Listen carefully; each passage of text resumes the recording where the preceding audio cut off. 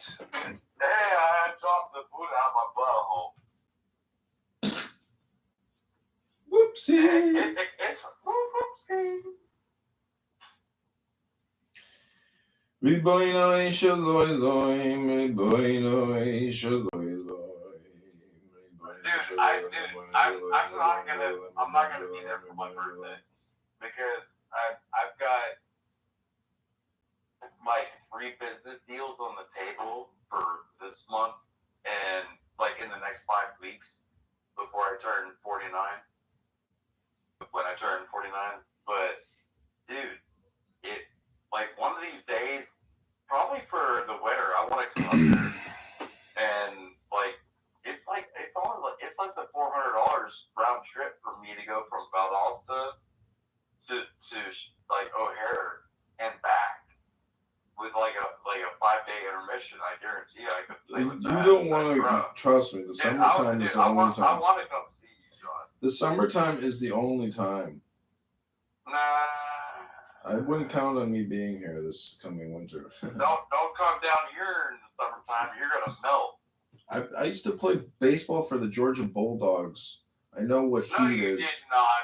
Oh, yes, I did. You didn't go to Athens. Bullshit, I did too. I swear to God. You nigger. No, hell no. Yes, I did. No, you didn't. My uncle, I'll tell you, my uncle was a professor at UGA. He was a geology professor. He used to do oil surveys and all that stuff. And my cousin David went to UGA. So in the summertime, I would go to Bogart, Georgia, where my aunt and uncle lived, and outside of Athens. Mm-hmm. Bogart? Pretty sure it was called Bogart. Like Humphrey Bogart? Yep. I think it's next to Athens. Mm-hmm. So anyways, during the summertime, I would play baseball in the Georgia Bulldogs training, summer league. I grew up here. Dude, I've never heard this about you ever. Yeah, man. And I went to the Citadel. Why do you think I went to the Citadel? It's because my cousin David, he lived there. They're Southerners. They're Jews from fucking Athens. Do you know how many Jews are in Georgia? Yeah, not many. You gotta be out of your fucking mind, son. But my uncle made it, man. My uncle was a very successful person. You know how many Jews are in Georgia? I don't know, 10,000? Probably 1 million. Maybe. No, I know this. I'm related to half of them. Well, we could be cousins, who knows? Bro, I walk from like the foothills in like Cherokee County in Georgia, which is north of Athens. I walked from there to Pennsylvania, and it took me 2 months on the Appalachian Trail. Yeah, I know this about there are certain people that do certain things, and then there are lazy fuckers that will sit around and make themselves fat. Yeah. I'm not a fat person. I get it. That's why you're talking to me. Well, I mean, you could suck your own dick. I've seen you do it yoga style. We charge $99 now for that OnlyFans video. That's a video on demand. If you want to purchase that video, don't just flaunt it, buy it. That's what we say. Jesus, Lord, Mary, Joseph, and all the apostles. Oh, shit. That's funny. No, I appreciate the fuck out of you, John. No, likewise. I will come up there, but I mean, it's not gonna be for my birthday in 5 weeks. I mean, I've got too many irons and too many. Well, let's throw you a surprise Clown House birthday, and you'll pretend you're surprised. Let me organize it all. And everybody fucking hates me. Nobody on this bitch will ever come up with this. Oh, they will. They will. People like you. That's the thing is, you know a lot of people here, so you've organized a lot of people, whether you like it or not, because you've talked to a lot of people. Just listening to you has allowed you to essentially neurally network, probably hundreds of people. Hundreds. How many people tell me, "Hey, doc, you're drunk. Shut up." There you go. You know how many times they've conditioned you to be drunk and to shut up?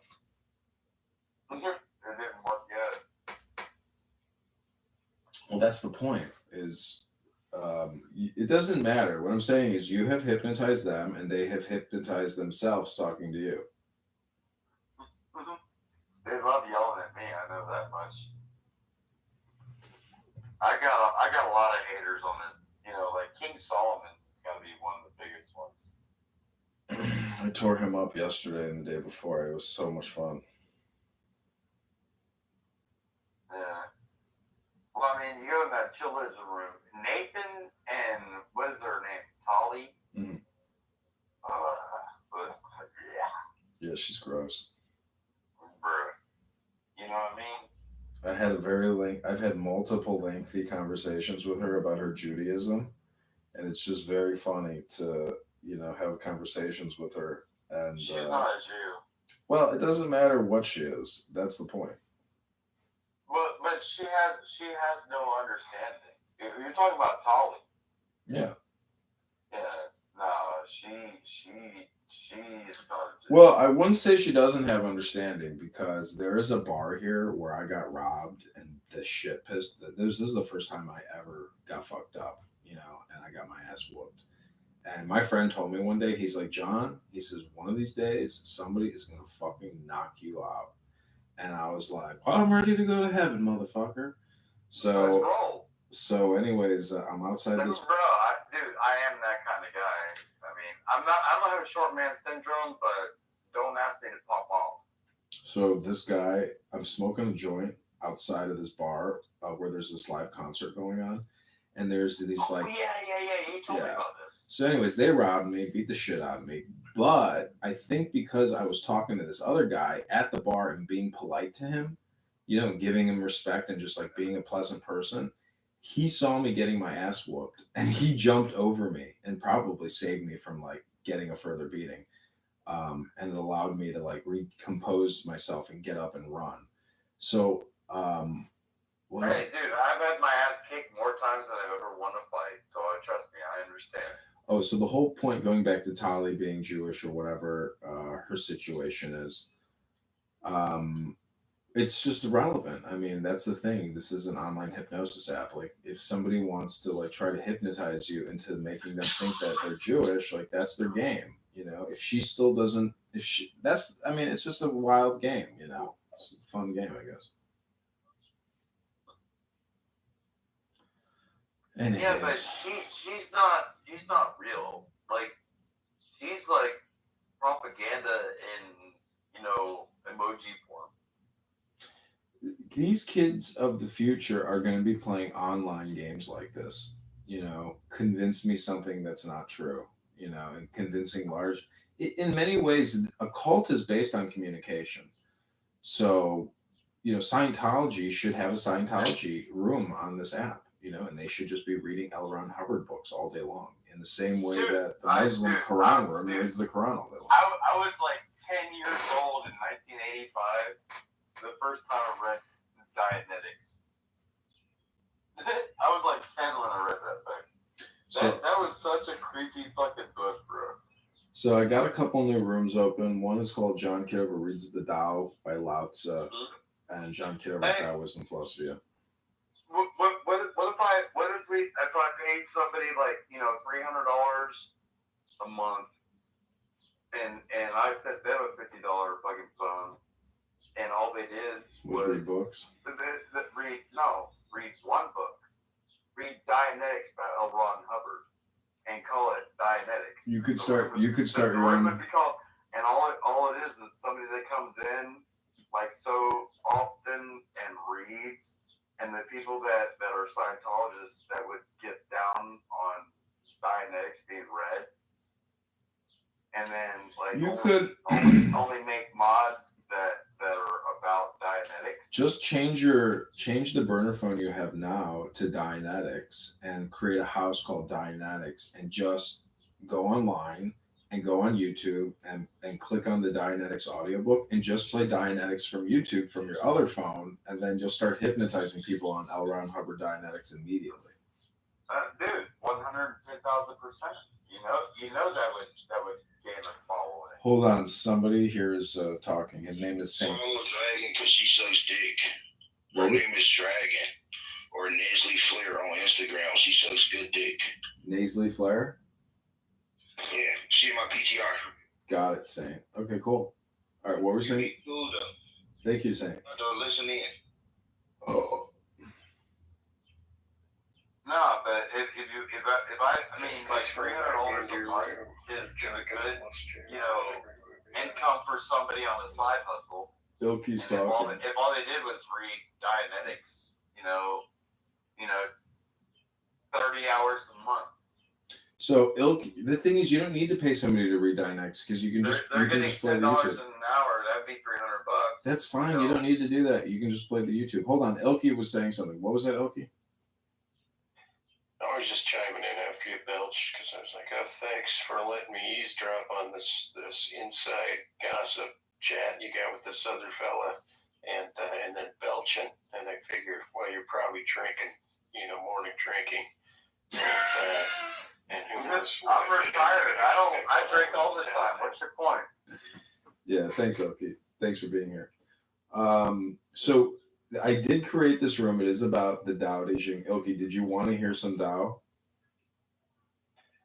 No, I was just popping in and got interested in the monologue, which turned into a dialogue. My air compressor's telling me I need to go work on one of my vehicles. Okay, do you want to I'll talk to you later, Tao. Bye. Okay, bye. So I do have this date with this chick. Sounds good. I'll text you when I'm heading over, but I'll be there noon at the latest. Okay, sounds good.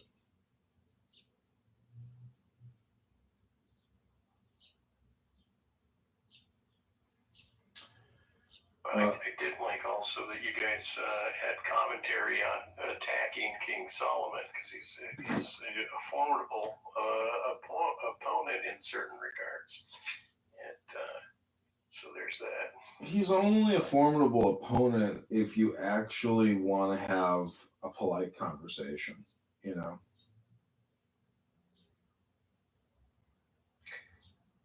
Well, I mean, I've attacked him, but you said, yeah, I tanked him or something, and the other guy's like, yeah, I blah, blah, blah him, and I was like, well, I don't know what the topics were or anything, but every time he seems tenacious, you gotta be tenacious. So this is one way to gore somebody on this app. You know how to do it? I think I have my own martial arts, but go ahead. So this is the way I do it. I just turn the volume down so I can't even hear them, and then I just go on a rip and I just destroy them with everything in my memory and my fucking soul. I take a battle hatchet and I just fucking start hacking as hard and as fast as I can, and I just rip them apart until I get kicked from the room. I don't even want to have a conversation with him. I just want to humiliate him, gaslight him, and drive him bananas. Because if you're looking at a black phone and some voice is saying all kinds of shit talking, which is logical and follows the train of thought, and they're like general buzzwords, because people are just so pattern based that they're constantly re-emitting their same buzzwords. So you can humiliate, desecrate, and destroy someone based off of all their stupid buzzwords. And King Solomon's buzzwords are the Aruba tribe, the Angel, Jews. The other thing is attacking somebody's low IQ, low EQ, and then saying all communication is hypnosis, and then playing with them that way, and then saying you have no ego. It's a Freudian concept. It's a hypnosis scam. 9/11 is a communication scam. The moon landing is a communication scam. The Kennedy assassination was a communication scam.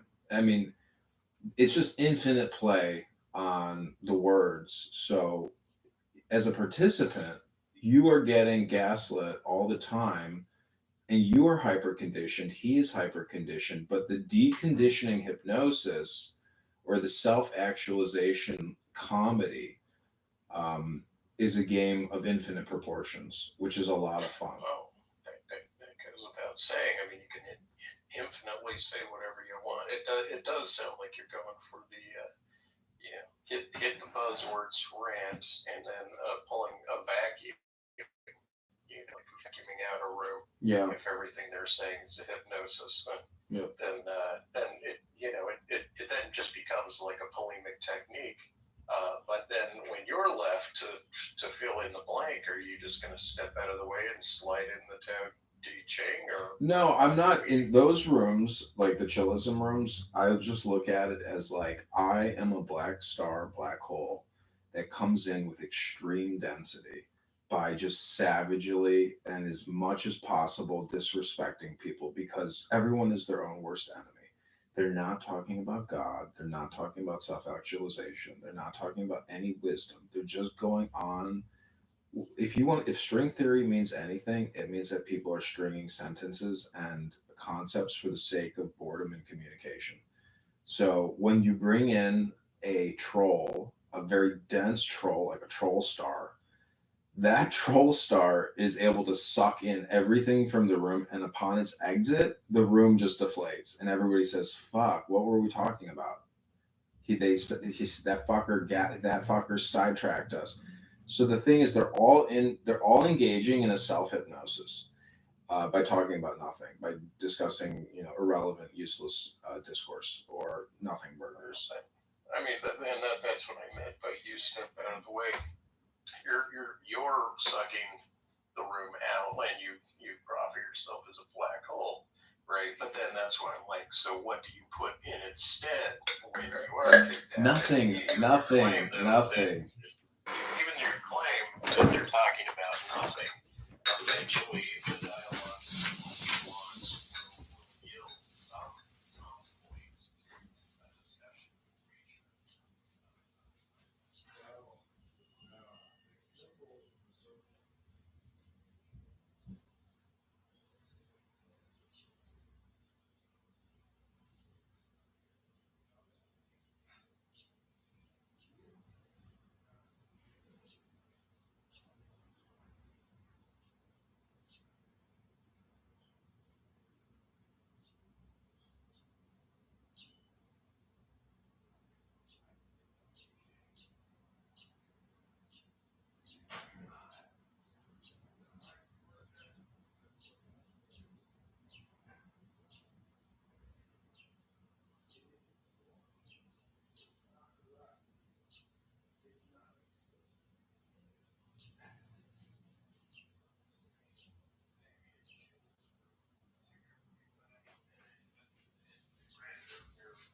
But conversational implies con, which is with, or you could say it's criminal, meaning that they're not discussing great books of literature, they're not being academic. This is like gas station water cooler conversation. I'm just saying. Yeah, but okay, so let's start with that. And so your point, though, is to rattle or vacuum the room until they do start quoting. No, well, there's two aspects. One is I'm creating my own content, and then two is I'm trying to disrupt them and reframe them and point out to them. They say, fuck, I'm wasting my time here. This is such a waste of time.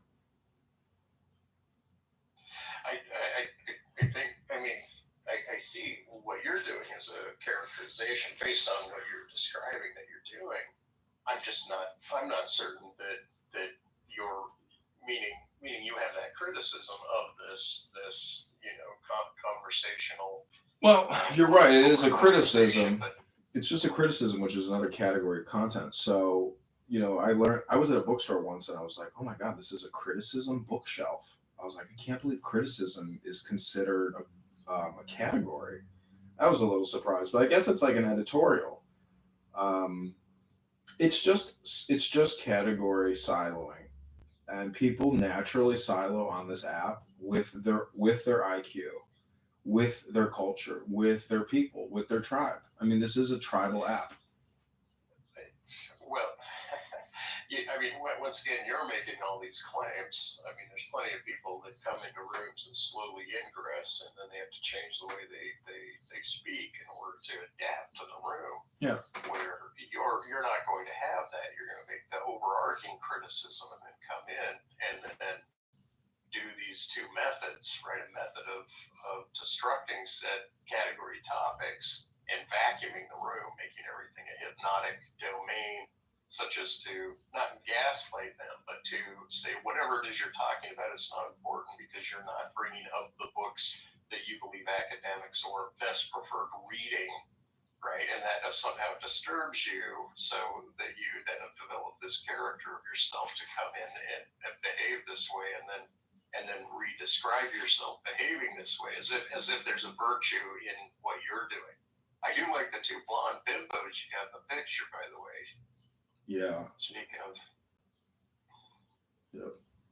See, that's the thing is to call them bimbos when this chick is a world class gymnast with 14 million Instagram followers, getting invited to all the world's top events.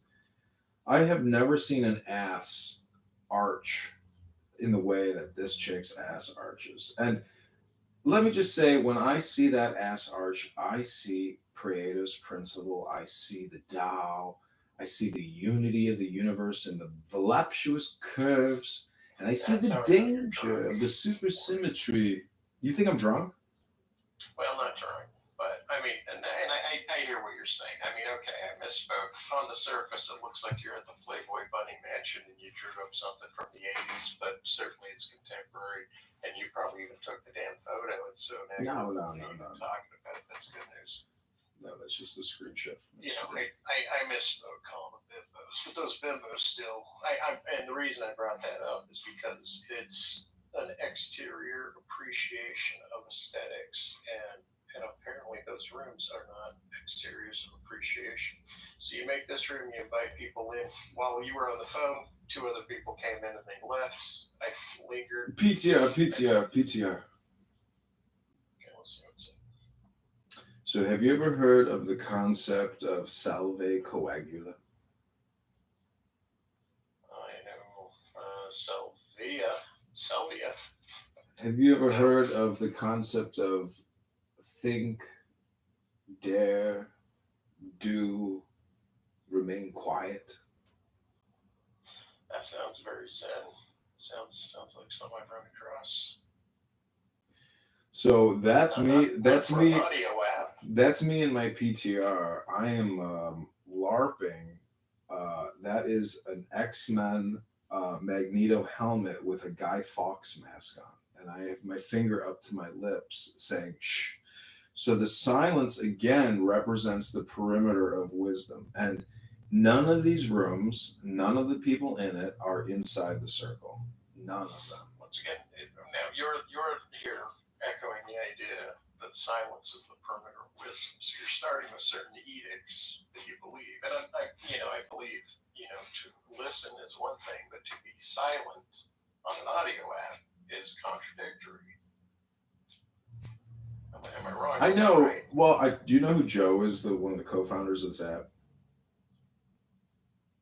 I don't. Well, his name is Joe, and he was on. We were chatting with him a couple days ago, and he brought up the chicken and the egg, and so that is basically dualism and non-dualism. What when you are in the alcohol, when you are in the torpor state, or you've intoxicated yourself with alcohol and cannabis, it's very easy to be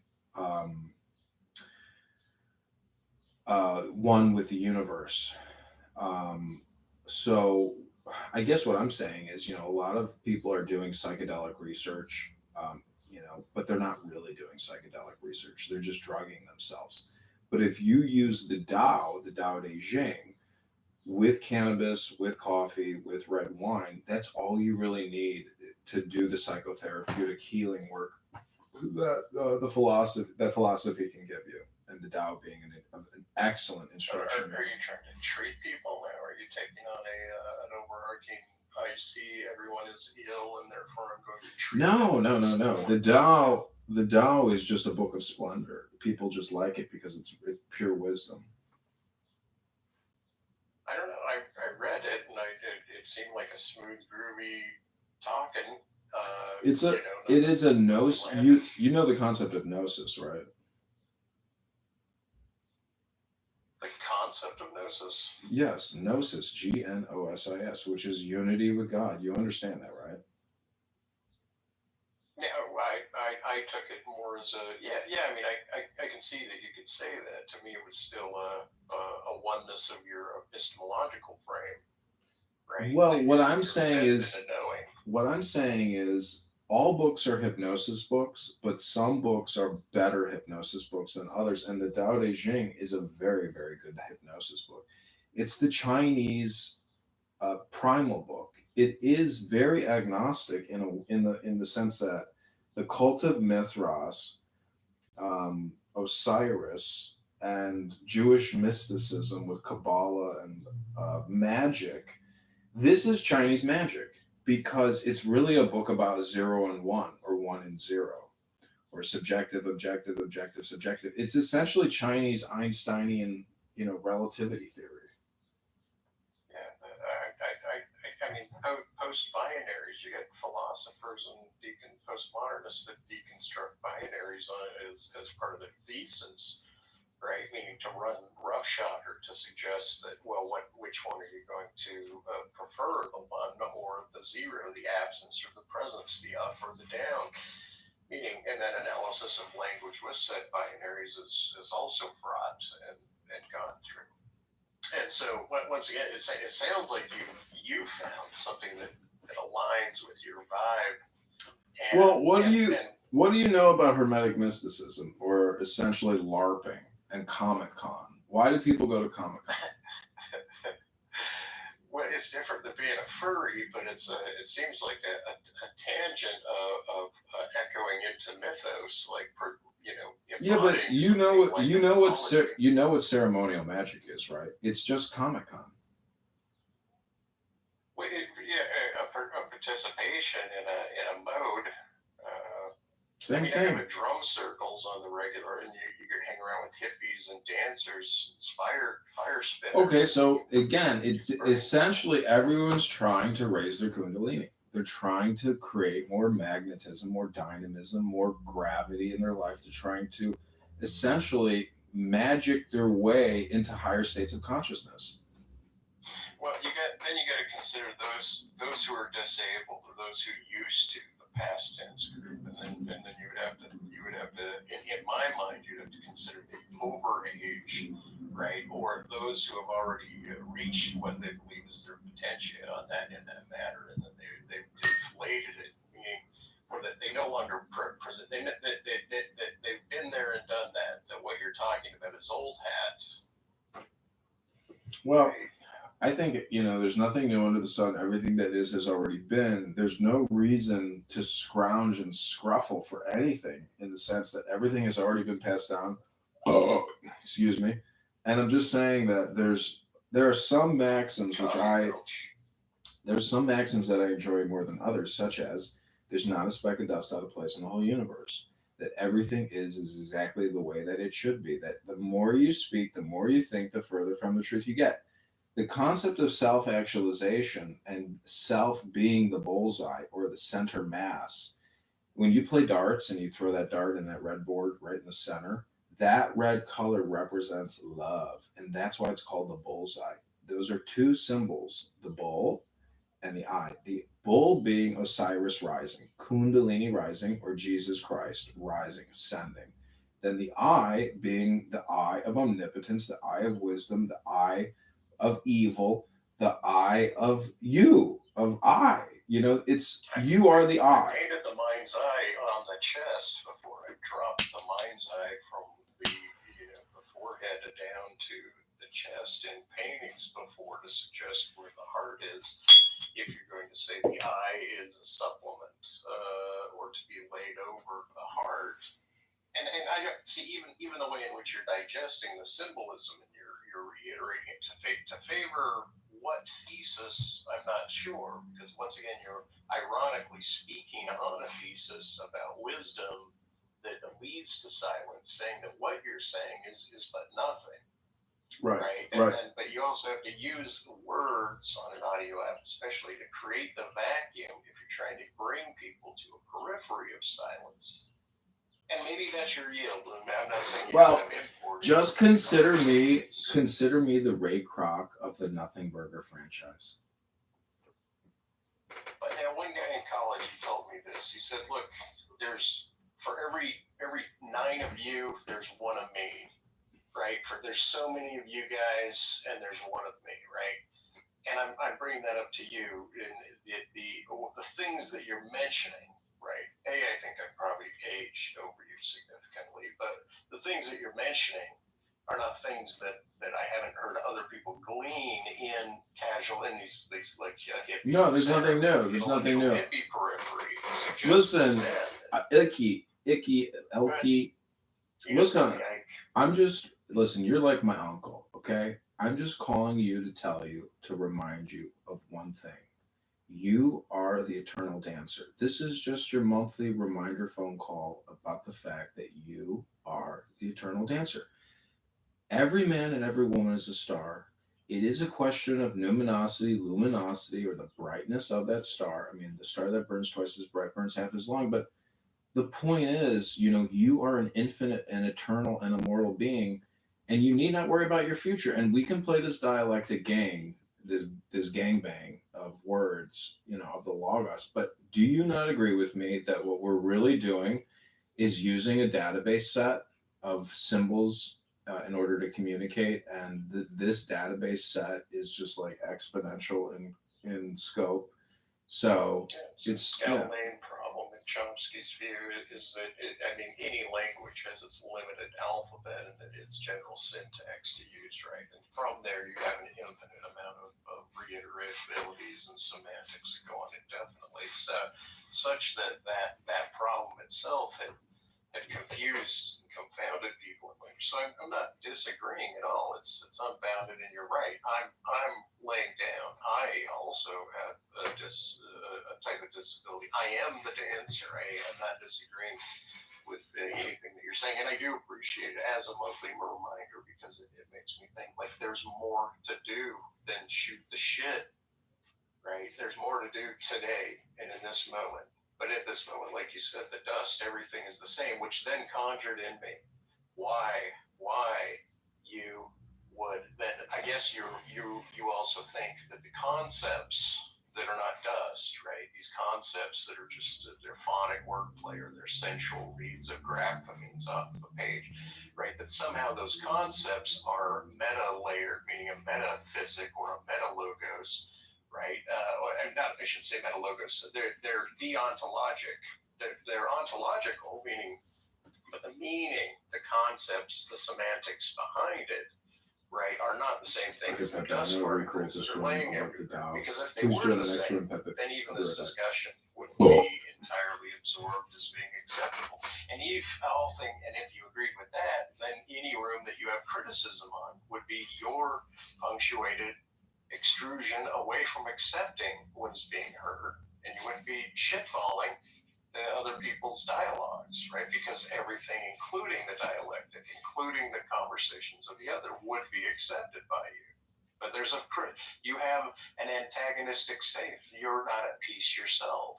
You're pulsing in push and pull games against the other on the regular because it's part of a pulse. Right, but then I'm simply. Are you projecting? Am I injecting or projecting? Because when you say that I am, being this juggernaut, are you projecting your own juggernaut? Meaning, when I say you're doing it, you could say that there's a reflexive aspect or a reflective aspect that's of me, but I'm projecting it onto you, meaning that I cannot conceive. Eitan, good shot. That does not have Stay with me here. We're talking to a good guy. Linguistic semantics. His name is Elky, and the Icky. Dust claim that you made. All things, all dust and everything. Icky Foth, FAHL24. If you're going to, it says 190,000 people are added to the planet's adult population each day. I presume I'm projecting that presumption on you because if you I'm going to read the Tao Te Ching in a minute. Right? If you weren't doing that, then you would just. I would encourage you to listen to the Tao Te Ching. It's pure wisdom. And this guy's smart, but he's also, if he can't listen to the Tao, then he has no peace of mind. He just wants to talk. Right? If you separate those two off, then you have a type of forgiveness, right? But once again, I guess it's a question then. Are you separating up concepts away from the ontology of all pieces being appropriate and exactly where they need to be in the universe? Well, I believe there's not a speck of dust out of place in the whole universe. Oh, my wife has arrived. Hi, Issa. My clown house wife has arrived. Honk honk. Hi, honey. Hi, my love. So I'm talking to a schmuck over here, and it's not you. Nathan is not a schmuck. What I'm is the before schmel, we continue with the schmuck thing? No, no, What no. is a schmuck? I'm the schmuck. The schmuck is the clown. The schmuck is the fool. No, I can give you like the etymology of what the schmuck really is. I'm curious. Yes, I am actually curious because I've heard it, and Judge Judy uses it a lot. All right. Okay, schmuck. Schmuck is Yiddish, okay, but Yiddish heavily borrows from German. And German, the word schmuck, schmucken is like jewelry. So when we say like the jewels, like a man's jewels, we're talking about his genitalia, of course, right? So we say he's a schmuck. But That's balls. Yeah, but schmuck in German is also jewelry, but it's jewelry. I mean, people use it as like the general jewelry, not something that is precious. okay, well, it goes from one language to the other. Now, the difference between a schmuck and a putz. Putz is, that's what we call people we don't like also, right? What is putz? Okay, it's referring to the same part of the male's anatomy, but a schmuck is when it's big and a putz is when it's small. Also, so putz is even worse than schmuck. Yeah, you could say you're not even a schmuck, you're a putz. But sometimes they want to like reduce the pain. They don't want to say schmuck, so they say schmo. And there's something else called schmendrick. Schmendrick is like it's like the balls basically. I think it's like the hairs of the balls or something like that. These guys are moving You goombas. got schmuck, butts, schmo, schmendrick. I mean, I go on and on with this. Yiddish is really. I just googled schmuck versus putz, and it says firstly, both words would be considered quite rude to use in polite company. They're both would be considered obscenities in Yiddish. Most commentators have had it right. A schmuck is a more proactive idiot, a jerk, if you will, while a putz is a fool, more passive. Both words are slang for penis. Yeah, we have two other words that we say like schlemiel and schlemazel. And a schlemiel is the guy who like drops everything, spills everything, and the schlemazel And the is the schmuck guy gets who drops on him and it spills on him. Oh, schlemiel, schlemazel. Schlemiel, schlemazel. Okay. Hafen Incorporated. Da da da da da da. We're gonna do it. We're gonna read the Tao Te Ching now. We're gonna read loud together now. We're gonna get the Tao and put it in my anus. Your anus. We're gonna take Aquarius. We're gonna put it in your anus. We're gonna take it. Okay. Did they kick you out already? No, that was my own room.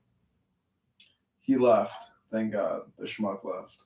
Well, so you were saying you were here with the schmuck talking about what? No, Eitan's not the schmuck. I was talking with this other schmuck in the John Kidover Tao Wisdom Philosophy room in John Kidover House. I have 4 clown house rooms going. That's funny. Yeah, with the other schmuck. Yeah, but what was the original? Eitan's not the schmuck. I've known Eitan a while. This guy I never spoke to in my life. Well, I was in a room that was supposed to be a nice, quiet room called Shabbat Vibes. And what are Shabbat Vibes, anybody? Peace, love, joy now. Yeah, and what app are we on? Clown house. Yeah, so what eventually happens when something's supposed to be nice and intelligent? There was a drive-by shooting in Clowntown. Exactly. It was raped. So this guy got on, and I like this guy. I like Ish because he actually stirs the pot and turns everybody's thinking upside down. He's actually, I don't know what you think of him, but I started liking him in the last few weeks. right. So he started asking questions about politics, and all people started, all the people who wanted a quiet room ran away, and all the people who were attracted to this politics stuff, and then ended up getting on my nerves. But that's a whole different story. Yeah, I've spoken to Ish. Issa and I think we spoke to Ish for like an hour last night, right? Yeah. So I've had lengthy conversations with him. I mean, they say not to cast your pearls before swine, but life is so short. If you can help somebody be good, that's what bad men are for. I mean, if there's good men, then there's bad men. The good men should teach the bad men the good things. But if it's like a Tony Soprano thing where some psychotic is refining his, insanity, I mean, you never know how people are going to use the good news. And it says that in Torah, not to give the evil the wisdom of God. So you never know. You never know how people will twist it. It reminds me of a line I read in the book, The Chosen, that Hein Potter book. And I think the protagonist wanted to leave the world of Hasidut. You know what I'm talking about, Issa, right? If I Okay, so if I use terms you can ask. He wanted to leave the ultra orthodox Judaism world and become a modern kind of person and study psychology. So he befriends somebody who's a modern Jew, and they're talking about it. He goes, "But isn't psychology? What can you do with psychology?" He's asking this guy, and psychology can control people's minds. So he says the ugly people want to do that. They misuse it. When it's used for that, it's ugly. Or when it's used to help people, it's beautiful. So I thought it was kind of cool that was in that kind of a book. But I think it relates to what you were saying about teaching this guy, honing his, how to be a better person. And if he's got the bad in him, he's going to use everything you taught him to, like, kind of like the other way, the dark side or whatever. Do you think Ish is that kind of person that will use what he learned against you afterwards? No, I don't have any problems with Ish. I think Republican was saying that, Edwin was saying that he was, pearls before swine and all that. I don't have any, if I don't like what he says, I just, move on to something else, But he comes in the room, and I had to find myself several times telling people, let him finish his sentences. Because whatever somebody says, you gotta let him speak, and, he comes up with some controversial stuff, and maybe that community needs to hear it too, I don't know. Yeah, I am not against people saying what they think. I mean, like I am actually a free speech absolutist. Like there is no other way I think that you can be with freedom of speech. Now, that doesn't mean that you're obliged to hear what somebody has to say, but people are able to say whatever. And I always say offense is only taken, never given. So you decide what you do with the words that you hear. But so as long as someone is able actually to calmly and reasonably explain where they're coming from, I like to entertain anything. It doesn't matter how hateful, how horrible, how whatever. It's just a thought process. But then you also, I mean, like I like it to be genuine. When somebody is doing something just to try to bother and not engage in a conversation, but just to try to be incendiary, then there's no conversation to be had. But I sometimes, I don't know, I feel that sometimes it's very genuine. Other times he's on a mission, like to spread what he thinks. He has a clear blood agenda. He's said several times, my agenda is on black men disadvantaged. We're seeing a lot of attention given to other parts of the world over here. And I think that's what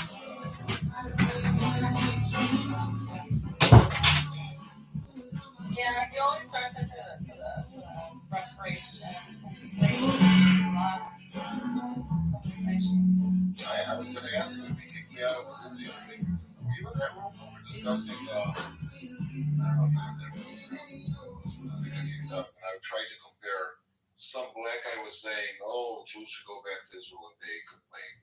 And all I wanted to do was make a parallel comparison, say, well, what about the blacks that complain? Should they go to Africa?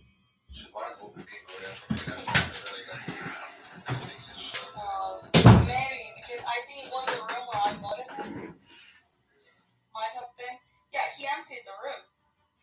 He emptied the room. He kicked out like 20 people. I'm like, Ish, what the hell did you do? You kicked out everyone. And I didn't even realize. I thought people were leaving, but he was kicking them out. He kicked Edmund. He kicked everyone. Yeah. Yeah, so we ended that room. But yeah, must have been him.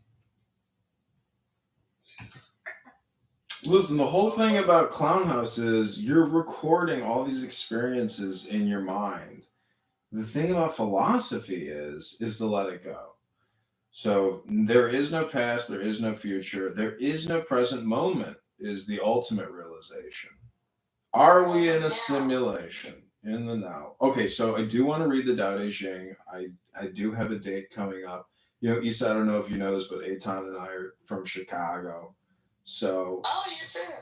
yeah, I don't know Eitan personally, so are but you saying Eitan is your date? no, going out with a chick named Jen, some brunette yoga instructor. She's 38. Oh, that's cool. Yeah, I'm 41. Eitan, what do you think about an age differential? Is it just based on maturity? You're asking a guy who's dating a girl right now, a woman right now. See, I said that because it's the tongue. Who's 15 years younger than me. Oh, nice. Yeah, I'm 58. She's 43. She's the one who initiated. She hit on me and she wouldn't let me go. And I'm like, I'm shrugged. Okay, got nothing going on. So Is he Jewish? Well, here's the thing. I'm a totally secular guy. I have no faith in anything. But my brother's like this really Orthodox Jewish guy. So he's it's like a bonding experience between me and my brother. He's like, come to my synagogue. He's trying to convert me, I think. So his synagogue is famous for giving wonderful meals after the prayers. So I'm not kidding. It's like they give you like a 6-course meal. So I go.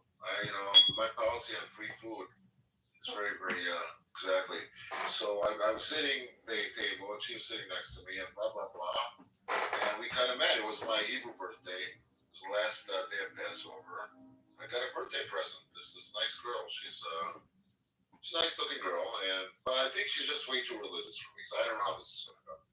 Very narrowly focused on the religious thing. Every 5 minutes, she's saying a blessing. Eitan, it's a way for people to cope, and it's LARPing.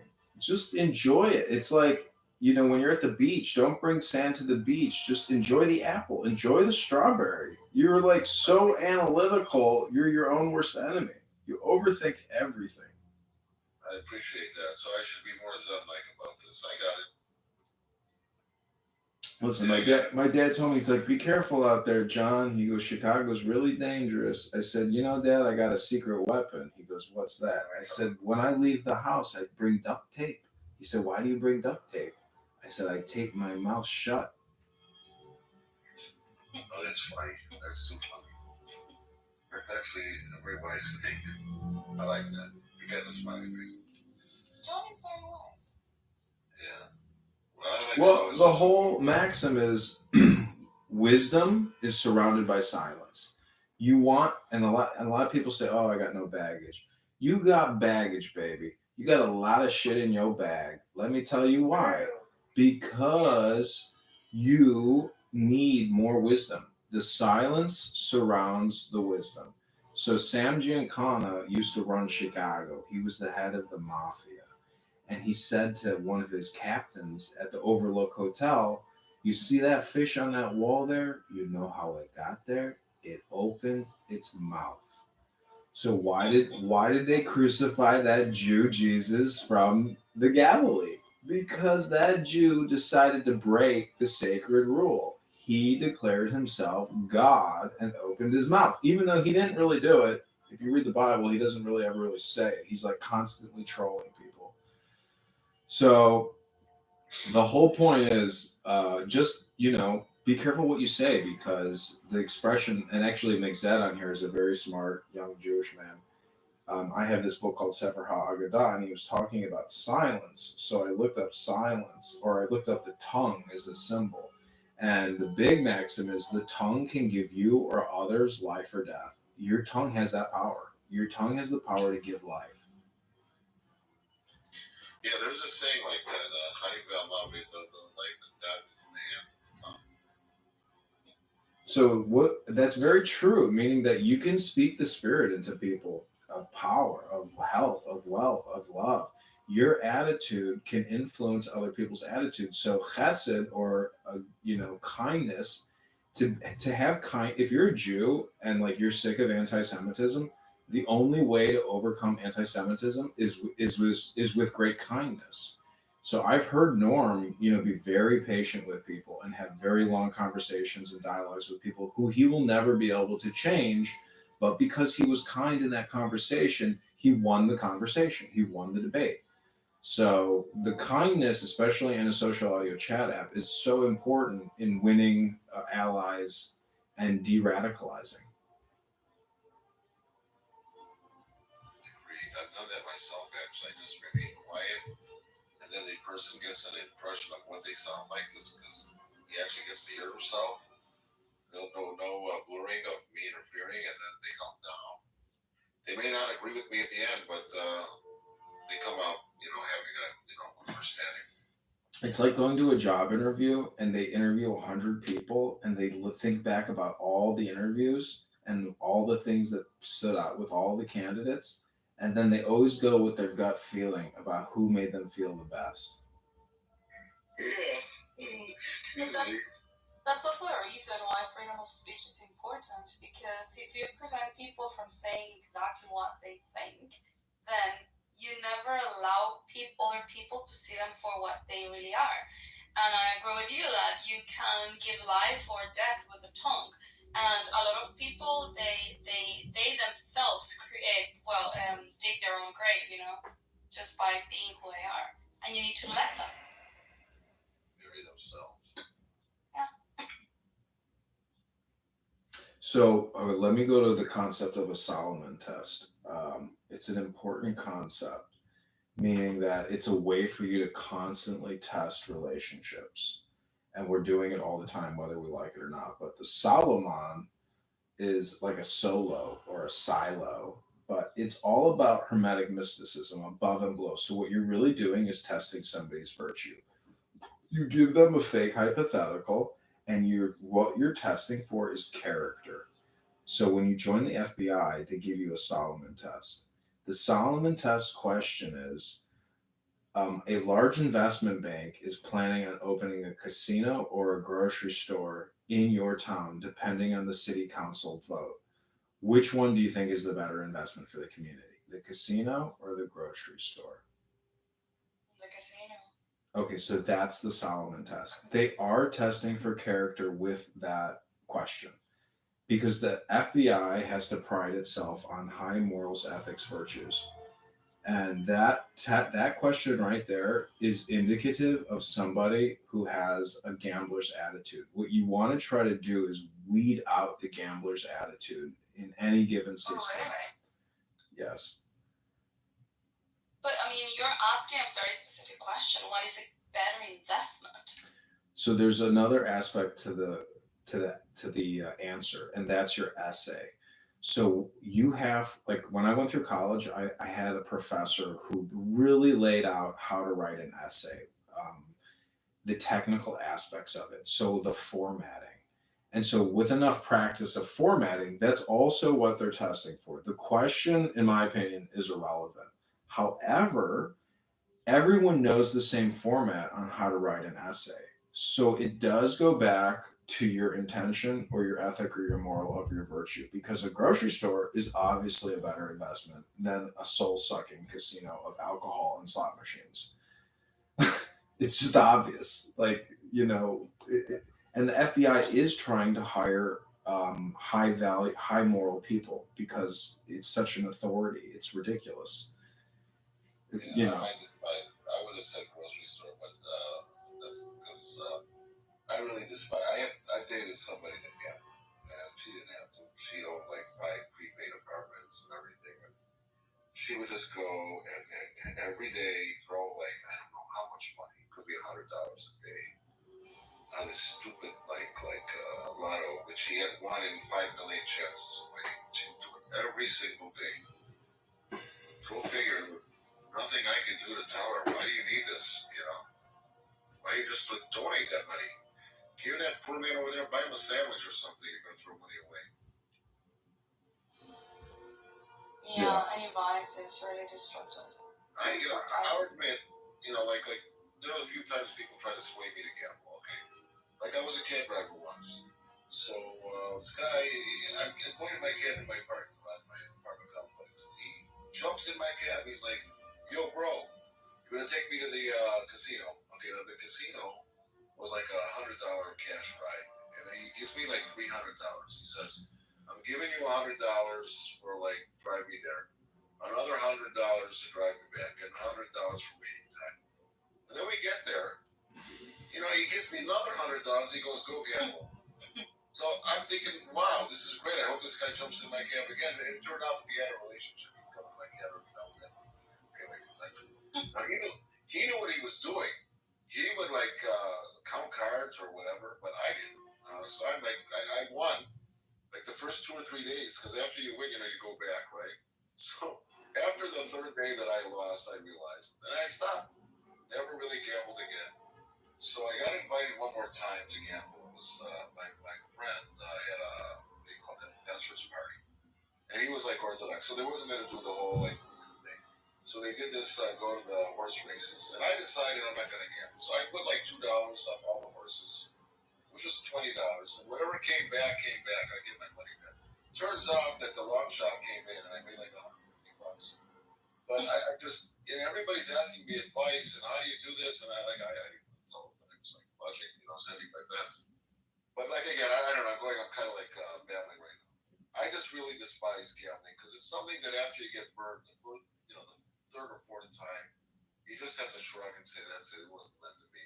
But there are people that, I know people that their whole salary goes to it. It just really sucks. That brother that wants the money Well, from me, yeah. he had a gambling thing. He went to Gamblers Anonymous and all. He's generally a responsible guy. He's an accountant, no less. And he's a very stingy guy. But when it comes to gambling, he used to gamble everything away. Finally, he learned.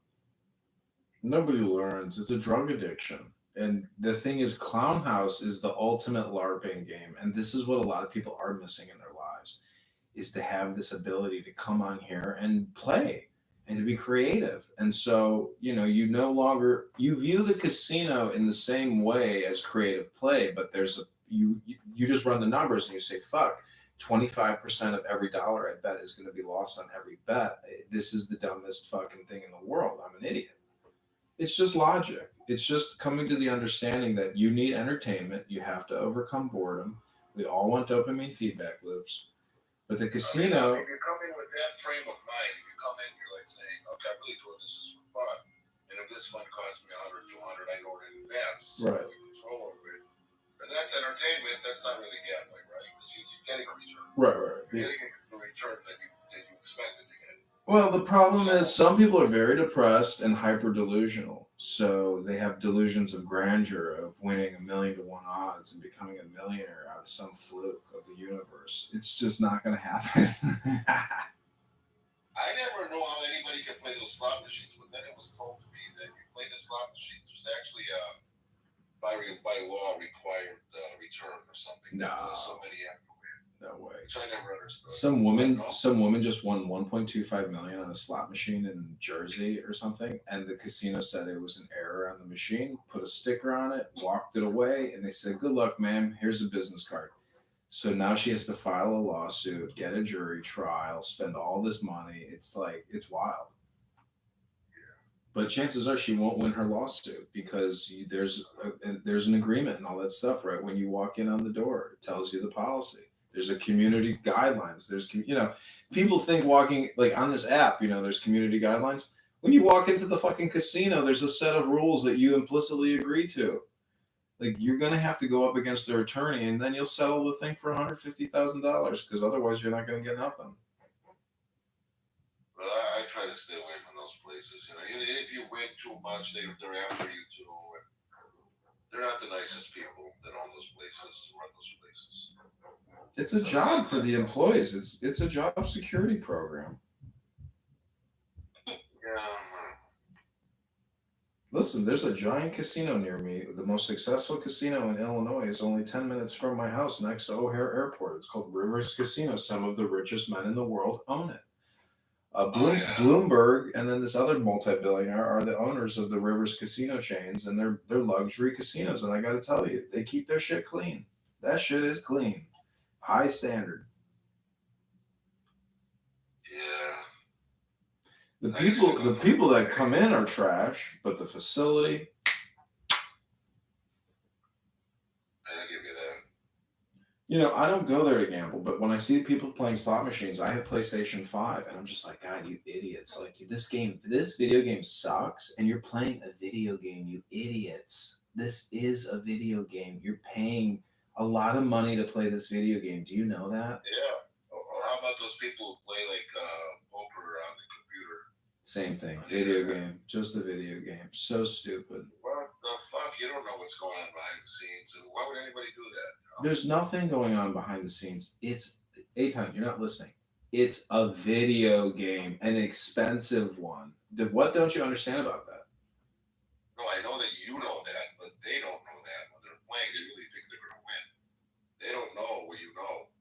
That's what I'm getting at. So God, I just wanted to confirm that you don't actually think that there are odds or anything like that. Like when it says this is the odds payout table, you realize that that is just a hypnosis. You're paying to play a video game. I got you. Because I don't need to run the mathematics or the odds to prove that to you. That for every bet, it's a negative bet. I know that. That's why I was condemning gambling from the beginning of this conversation. Mazel tov. Yeah. Okay, so since it is Shabbos, before we read the doubt, let us read a little Zohar. In the name of Rabbi Andrew Meyer, the glorious troll. Do you own all the volumes of the Zohar? No, I have a consolidated version. I have the old Zohar in Aramaic and all. I don't open it up too much, but yeah, I inherited it. You can buy the Greek slaughter. You can buy all the books for $500 on eBay. Something like that. Rabbi Berg edition or whatever. You can spend $5 or you can spend $500. I say go with the $5 version first. So you have the consolidated version. Mm-hmm. My version. I was curious. I wanted to buy one, but then I saw that it was like I don't know how many volumes. So I'm like, oh, I'm not gonna buy this. Yeah, this one is called The Classics of Western Spirituality, Zohar, the Book of Enlightenment, and the cover is blue with a rabbi in black looking down towards the Zohar. Read a book by Gershom Shalom. Any book he writes about the Kabbalah and all that. Gershom Shalom. Gershom Shalom, yeah. And he was the world-renowned expert on Kabbalah. He comes from I think he was a believer too, but he comes from like an academic point of view. Origins of the Kabbalah. Okay, I got it in my.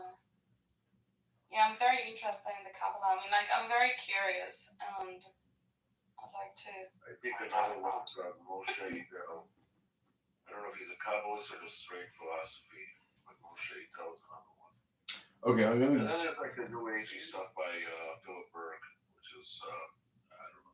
You get to read it. Okay, let me give you a quick rundown of Kabbalah. This is from my Zohar book here. The Sephirot are often pictured in the form of primordial Adam or as a cosmic tree growing downward from its roots above. As the Kabbalists were quick to point out, these images should not be taken literally. They are organic symbols of spiritual reality beyond normal comprehension. At the start of one of his most anthropomorphic descriptions, Rabbi Shimon cites a verse from Deuteronomy. Cursed be the one who makes a carved or molten image, the work of the hands of an artisan, and sets it up in secret. Sephirotic imagery is intended to convey something of the beyond. Worshipping its literalness prevents profound communication. According to Genesis 1:27, the human being is created in the image of God. The Sephirot are the divine original of that image, as primordial Adam. They are the mythological or mythical paragon of the human being, our archetypal natures. The human race has lost this nature, but if one were to purify himself, he would reconnect with the Sephiroth and become a vessel for them. This is what the patriarchs attained, and to a greater degree Moses. The Sephiroth generate the ultimate confusion of identities, human and divine. Such sublime confusion catalyzes the process of enlightenment. From above to below, the Sephiroth enact the drama of emanation, the transition from Ein Sof to creation. From below to above, they are a ladder of ascent back to the One. Keter Crown is the first Sephirah, co-eternal with Ein Sof. It represents that aspect of the infinite that turns toward manifestation and is therefore called reason, or raison, will. It is also known as ayin, nothingness, having more being than any other being in the world, but since it is simple and all other simple things are complex compared with its simplicity, in comparison, it is called a Chicago nothing cheeseburger. No, no differentiation or individuality exists in Keter, no thingness. From this Sephirah, all emanation flows.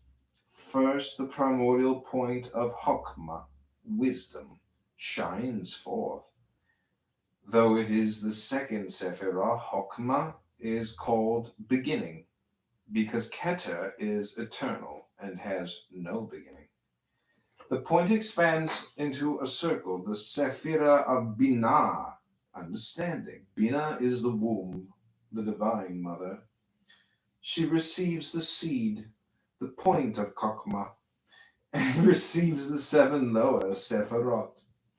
Created being too has its source in her. She is called the totality of all individuation. She is also the world that is coming, constantly coming, and flowing of come. The three highest Sephirot represent the three highest Sephirah represent the head of the divine body and are more hidden than the offspring of Binah. She gives birth first to Chesed, love, and Din, judgment. This pair of Sephirot is also called Gedulah, greatness, and Gibura, power. They are the right and left arms of God, two sides of divine personality. Free-flowing love and strict judgment, grace and limitation. Both are necessary for the world to function. Ideally, a balance is achieved, symbolized by the central Sephirah, Tiferet, beauty, also called Rachamim, compassion. However, if judgment is not softened by love, Din, lashes out and threatens to destroy life. This is the origin of evil called Sitra Achra, the other side. From a more radical perspective, evil originates in divine thought, which eliminates waste before emanating the good. The demonic is rooted in the divine. Tiferet is the trunk of the Sephirotic body. He is called Heaven, Sun King, and the Blessed Holy One, the standard rabbinic name for God. He is the son of Chokmah and Binah. The next two Sephirah are Netzah, endurance, and Hod, majesty. They form the right and left legs of the body and are the sources of prophecy. Yesod, foundation, is the ninth Sephirah and represents the phallus, the procreative life force of the universe. He is also called Zadik, righteous one, and Proverbs 10:25 is applied to him. The righteous one is the foundation of the world. Yesod is the axis mundi, the cosmic pillar. The light and power of the preceding Sephirah are channeled through him to the last Sephirah, Malkut. Malkut kingdom is also called Shekhinah or Shechina, divine presence. This is like Holy Spirit. The term Shekhinah appears frequently in early rabbinic literature where it signifies God's presence and immanence. In Kabbalah, it takes on new ancient mythological meaning. Shekhinah is the daughter of Binah, the bride of Tiferet. The joining of the Tiferet and Shekhinah becomes the focus of religious life. Human righteous action stimulates Yesod, the righteous one, and brings about the union of the divine couple. Zohar 3:11-10b. Human marriage symbolizes divine marriage. Sabbath Eve is the weekly celebration of the Cheros Gamos, the sacred wedding. This is the ideal time for mystics to make love. The 10th Sephirah appears under many other names: Earth, Moon, Metronita, Mirror, Rose, Throne of Glory, Justice, Garden of Eden, Holy Apple Orchard. She reflects all aspects of divinity and sustains all the worlds below, though she has nothing at all of her own. Shekhinah is also Knesset, or Knesset Yisrael, the mystical community of Israel, which is the name of the Knesset in Israel. All of Israel are her limbs, Zohar 3:23. She symbolizes the people's intimate connection with God and accompanies them in exile. She prevents the masculine aspect of God from punishing her children, though at other times she herself administers punishment. Shekhinah is personally threatened by human sin because it taints her and ruins her union with Tiferet. When the powerful serpent of above is aroused by the sins of the clown house world, it joins with the feminine Shekhinah and injects venom into her. The male Tiferet separates from her because she has been defiled. The union of Tiferet and Shekhinah gives birth to the human soul, and the mystical journey begins with the awareness of the spiritual fact of life. Can a human being experience Shekhinah directly? The Talmud has posed this question rhetorically. It is possible for a human being to walk behind Shekhinah? Is it possible to cleave to Shekhinah? No. Rather, one should engage in good deeds and thus imitate God. Kabbalah is more daring. In the words of Joseph Gika Tila, a friend and colleague of Moses de Leon, as to what the rabbis have said, is it possible for a human being to cleave to Shekhinah? It certainly is possible. Shekhinah is the opening to the divine. One who enters must enter through this gate. Zohar 1:7b. Once inside, the Sephirot are no longer an abstract theological system. They become a map of consciousness. The mystic climbs and probes, discovering dimensions of being. Spiritual and psychological wholeness is achieved by meditating on the qualities of each Sephirah, by imitating and integrating the attributes of God. The path is not easy. Divine will can be harsh. Abraham was commanded to sacrifice Isaac in order to balance love with rigor. From the other side, demonic forces threaten and seduce. This is a hard word. Contemplatively, and psychologically, evil must be encountered, not evaded. By knowing and withstanding the dark underside of wisdom, Abraham was refined. Near the top of the Sephirotic ladder, meditation reaches Binah. She is called Teshuvah, return or tshuva. The ego returns to the womb of being. Binah cannot be held in thought. She is called who? Who is that? An intuitive flash, illuminating and disappearing as sunbeams play on the surface of water. In the depths of Binah lies Chokhmah, wisdom. The mystic is nourished from the sphere. It is so profound and primal that it cannot be known consciously, only absorbed. Isaac the Blind, one of the earliest Kabbalists, 1160 to 1235, says no creature can contemplate the wondrous paths of wisdom except one who sucks from it. This is meditation through sucking, not through knowing. Beyond Chokhmah is the nothingness of Keter, the annihilation of thought.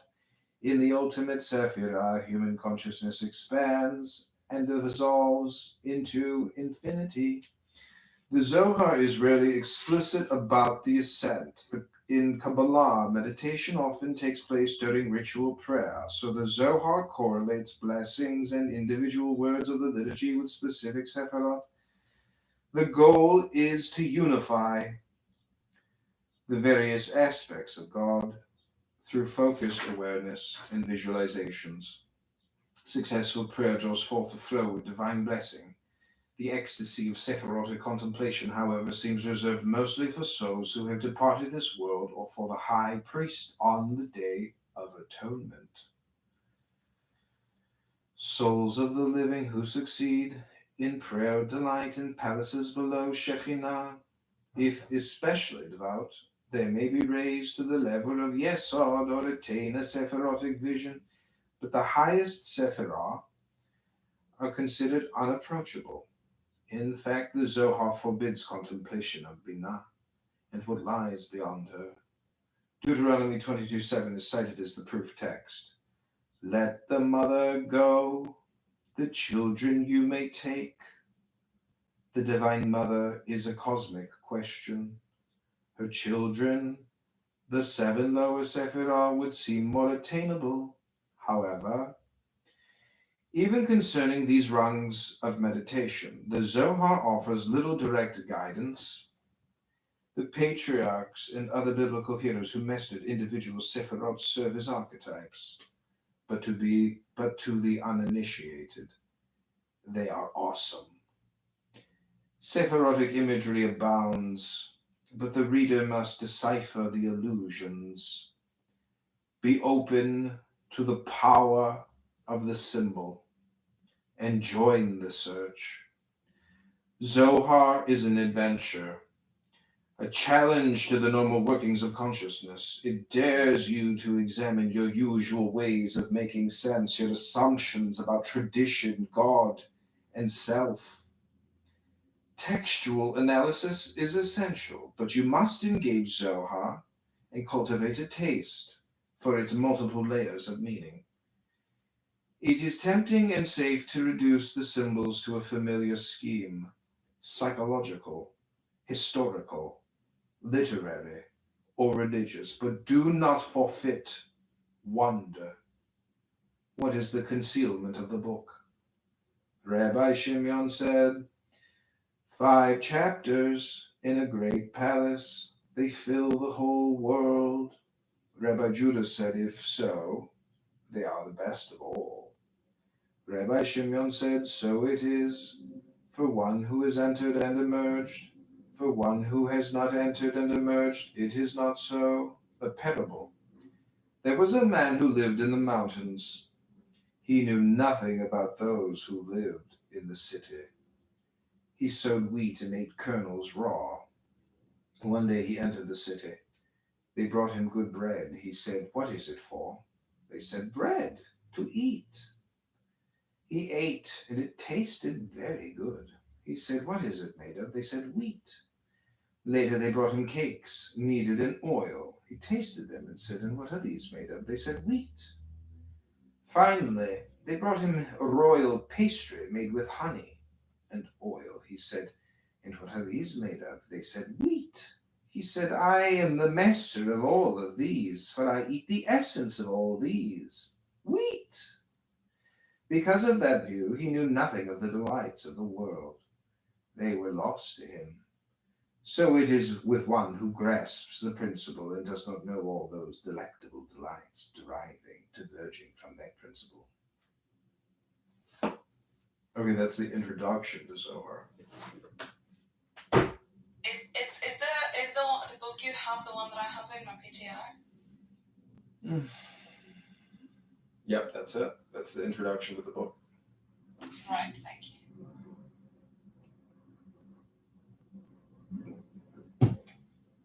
Okay, so let me just read Shabbos, and then I gotta go.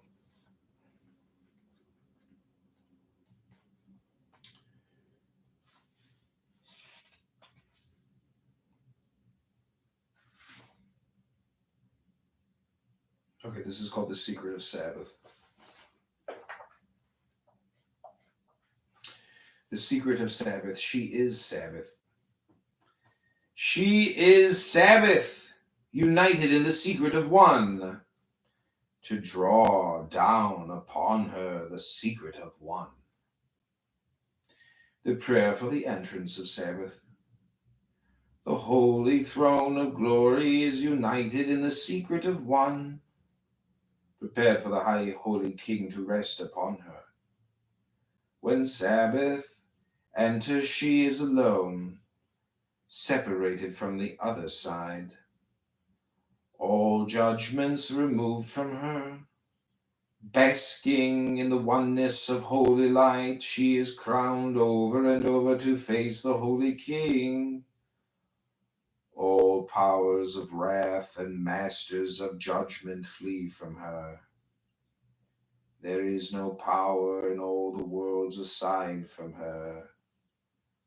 Her face shines with a light from beyond. She is crowned below by the holy people, and all of them are crowned with new souls. Then the beginning of prayer, to bless her with joy and beaming faces. Berechu et Yahweh HaMevorach. Bless et Yahweh, the Blessed One. Et Yahweh, blessing her first. That's the secret of Sabbath. It's a little bit like the Lord's Prayer schematically, or I guess in length or duration. So again, that is a Hermetic mystic alchemist mantra or hypnosis, if you will. That's if you're a Christian, they read this thing called the Lord's Prayer all the time. Our Father who art in heaven, hallowed be thy name, thy kingdom come, thy will be done on earth as it is in heaven. That's a Hermetic reference. So the Greeks, the Greeks and the Jews, they mirror. They believe that we are mirrors of the divine pantheon or Mount Olympus. You know, that's the way all of mystic wisdom, I suppose, works, or at least advanced LARPing. Advanced LARPing. It's true. Just go live with Chabadniks, and you will see people doing advanced LARPing. Like, they really do. In my opinion, Chabadniks will never be upfront about it, or you'll really have to talk to them for a while, or maybe they'll be upright about it. I don't know, but I think they would admit that what they're doing is essentially Hermetic mysticism. I don't think people are really conscious about this. Well, you could talk to Migzad. See, the thing is, Migzad is so legally correct that you can't refute him. But I don't know if Migzad has read Zohar, because I don't think he's 40 yet. So he's like a very... you have to be 40? Yeah. You have to do... Because when you're 40, you can kind of like... You got fuck off. You got fuck off power. So you don't have to work as hard. Now you can sit around, smoke weed, drink wine, and read Zohar, and just live the mystical journey through the words. The whole thing is a LARP, but it's for fun. It's for joy. That it's, I'm not an atheist, but like I still have to appreciate that, like, what people are doing in their 40s versus what people are doing in their 20s and 30s is drastically different. If you're lucky enough, you know. But actually, in like Spartan communities, I think they're allowed people before 40. They're more relaxed to begin with. Yeah, you can read it, but I'm saying, like, smoking weed, drinking wine, and reading it is a lot more fun than reading it sober. What happens if you read it before? Because Andrew Meyer is not even 40, and he talks about it all the time. Yeah, it's fine. You can read it. The Messiah supposedly says you can read it. It's for fun, and it's just a book. And it's just and wisdom. Is it true that it's not supposed to be for people that are not Jewish? I mean, I guess because you will not really understand it, right? But you might take no, it's ridiculous. You can read it and ponder it. The whole thing in philosophy is wonder. I told you last night, what is the root? What is the source of happiness? It's philosophy. The Zohar is a book of philosophy.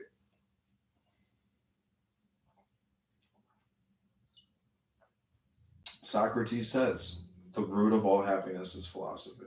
That's a maxim. And if you break down philo, Sophie, like I've heard how what it means in Greek or whatever. I mean, I don't know if it means the study of wisdom, but wisdom is the source of happiness. The thunderbolt represents wisdom. Thor and his thunder, Zeus and his thunder. The thunder is the symbol of wisdom.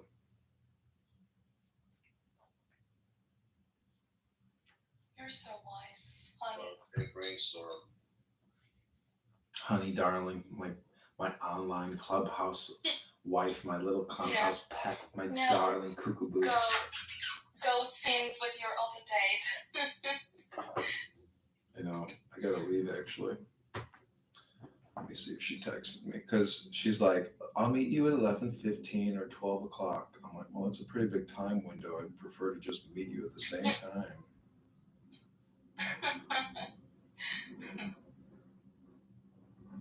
I'm gonna write headed over in 10.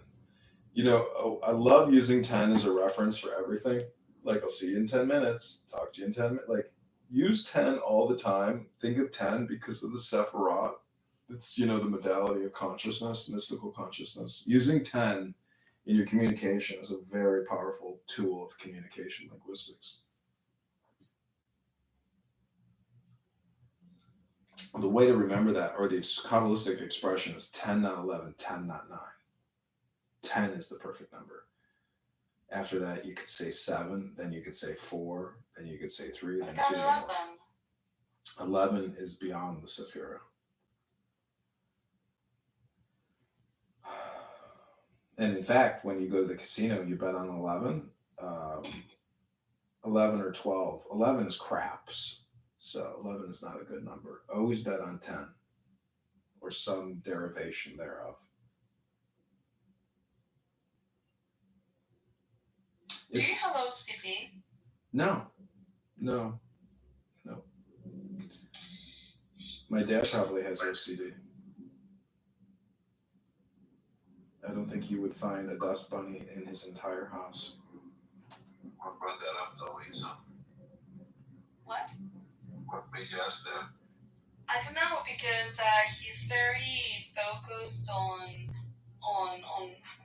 not perfection, but like, okay, 10 is the number that you go for. This is the word that you need, and so it just gives me like a feeling that he's very careful with his things, and so yeah. It's all based off of the Sephiroth and Kabbalah. I'm only saying these things not because I go to the casino and gamble on craps and play the number 10, which you could. But no, but you give me the impression, like, for example, if 3 is a divine number, you would close your door 3 times before you go out, or you would step, or I don't know, like. Those are all good reminders. It's very Kabbalistic. Numerology and number order and all that's very Kabbalistic. It's very Jewish. No, well, the thing is, what you try to do is remind yourself of God all the time. So, the Stoics' suggestion is think of God as much as thou breathest. And if you really think about it that way, you're like, oh God, I don't think of God at all. I barely think of God. So part of this education is to constantly remind yourself of God, because God is that salve coagula. It is the death ego that you're looking for to help you move along quickly. For example, you talk a lot about previous clown house rooms. Be here now, be here now, be here now. Don't think of the future. Don't think of the past.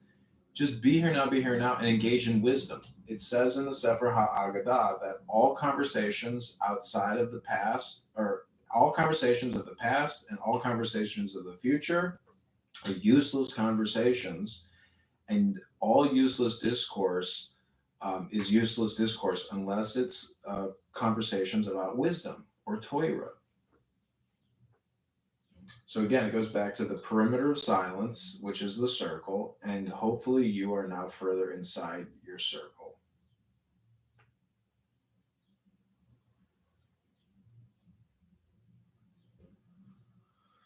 Okay, I'm going to read one verse from the Tao Te Ching, and then I'm going to shut this down. It's very small. Those are short. Okay, this is verse number 55. One who embraces Tao will become pure and innocent. like a newborn babe. Deadly insects will not sting him. Wild beasts will not attack him. Birds of prey will not strike him. He is oblivious to the union of male and female, yet his vitality is full. His inner spirit is complete. He can cry all day without straining. So perfect is his harmony. So magically does he blend with this world. Know this harmony. It brings the eternal. Know the eternal. It brings enlightenment. A full life, this is your blessing. A gentle heart, this is your strength. Things in harmony with the Tao remain. Things that are forced grow for a while, but then wither away. This is not Tao. Whatever is not Tao comes to an early end. One who speaks does not know. One who knows does not speak. Shut the mouth. Close the gates. Blunt the sharpness. Loosen the knots. Temper the glare. Become one with the dust of the world. This is called the secret embrace.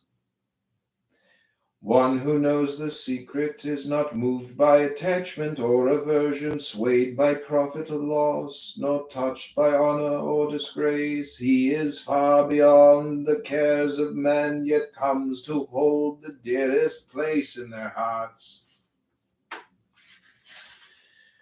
To rule the state, have a known plan. To win a battle, have an unknown plan. To gain the universe, have no plan at all. Let the universe itself reveal to you its splendor. How do I know this should be so? Because of this, the more restrictions, the more poverty. The more weapons, the more fear in the land. The more cleverness, the more strange events. The more laws, the more lawbreakers. Thus the sages say, act with a pure heart and the people will be transformed. Love your own life and the people will be uplifted. Give without conditions and the people will prosper. Want nothing and the people will find everything. When the ruler knows his own heart, the people are simple and pure. When he meddles with their lives, they become restless and disturbed. Bad fortune, yes.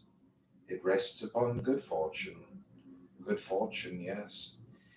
It hides with bad fortune. Oh, the things that heaven sends. Who can know their final aim? Who can tell of their endless ways? Today the righteous turn to trickery. Tomorrow the good turn to darkness. Oh, what delusion abounds, and every day it grows worse.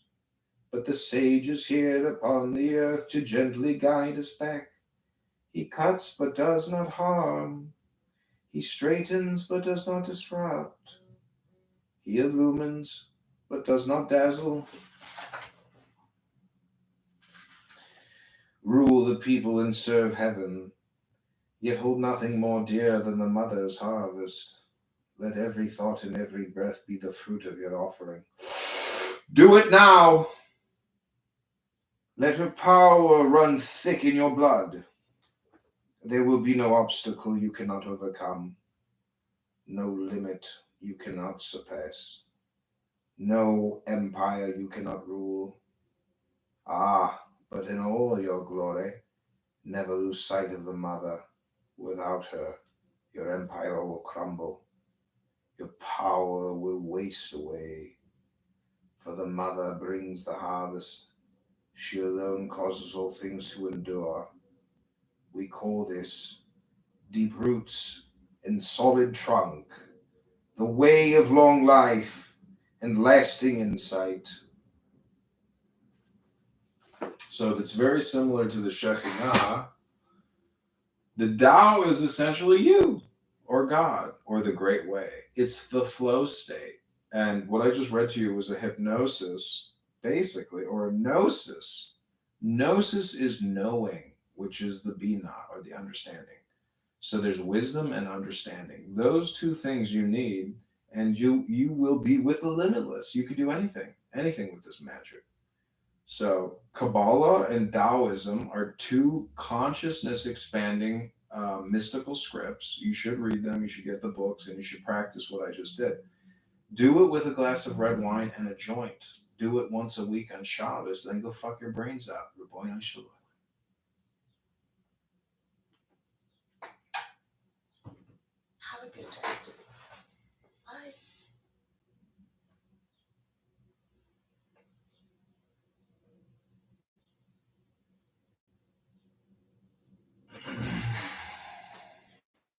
Okay, Eitan, I hope you enjoyed that. Pepe, I hope you enjoyed it. Future listeners, hope you enjoyed that.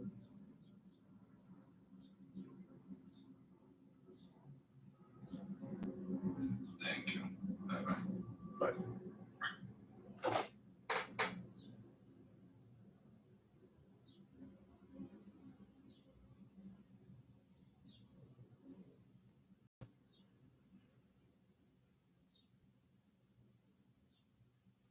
To you all, I have seen this fucking movie before.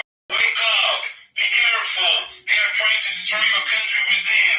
The enemies are within. They are communists. They are taking over everything and they want to destroy your country. Sorry that I'm very passionate about this topic. There's no place to go anymore. The president of Brazil. I'm so complaining. You're in Disneyland. Russian agent. And you can see that clear on news. The Supreme Court of my country want to put me in a prison together with the homicides and murders, drug dealers, just because of my journalism. These flags that are still waving in these countries gave me freedom, gave me the opportunity to raise my children. I'm desperately asking you all, pay attention on this file. Stop fucking around with the issue. It's not in the papers.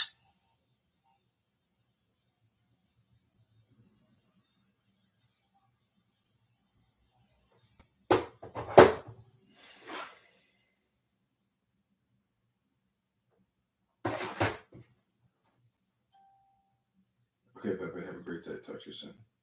Oops. And you back. I'm gonna kick you from the room, so I'm gonna close the room. Can I kick you?